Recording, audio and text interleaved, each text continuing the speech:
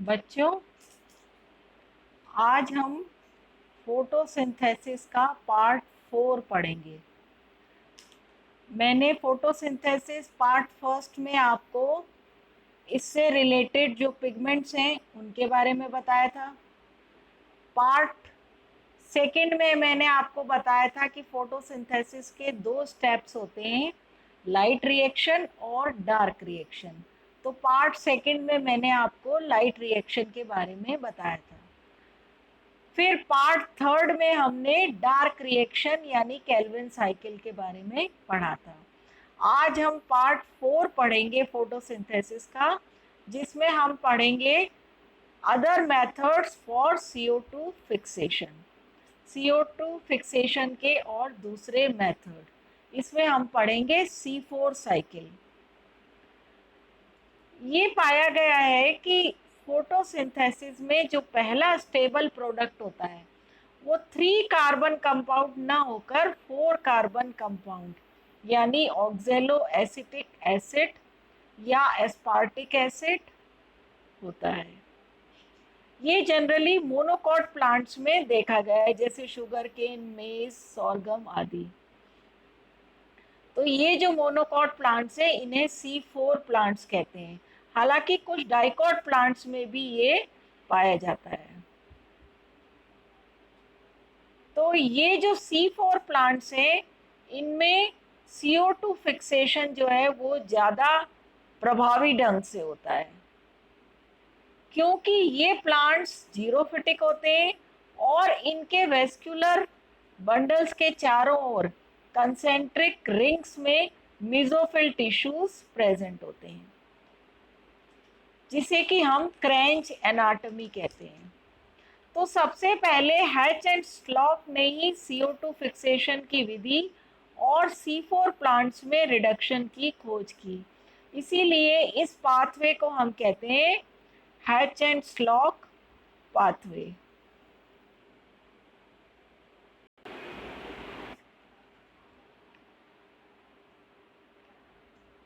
अब हम पढ़ेंगे C4 साइकिल।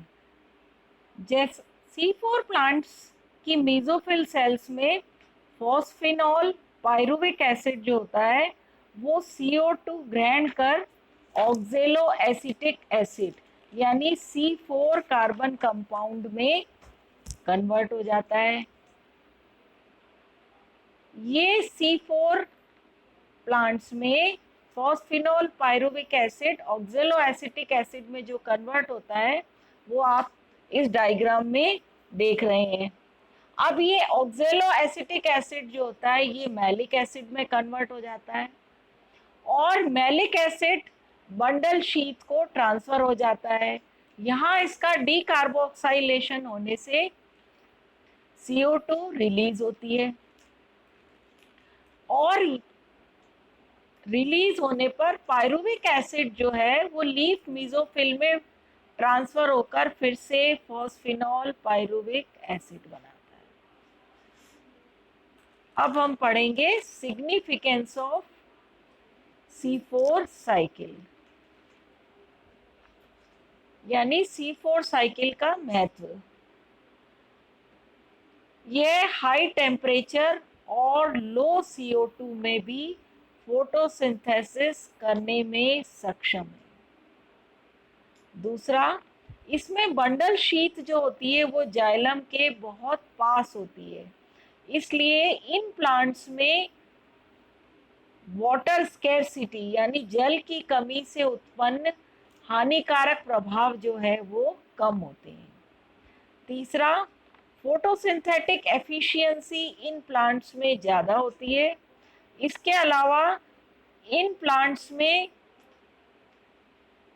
अनुकूल परिस्थितियां जब नहीं हो यानी विपरीत परिस्थितियों में रहने योग्य एडेप्टेशंस के कारण स्ट्रॉन्ग खरपतवार के रूप में ये विकसित हो जाते हैं, वीड्स के रूप में डेवलप हो जाते हैं। फोर्थ, C4 पाथ जो है वो राइबुलोज डाइफॉस्फेट को अधिक CO2 प्रोवाइड करते हैं।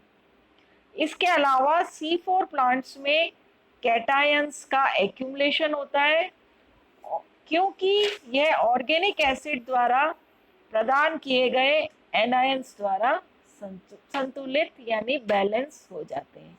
Thank you.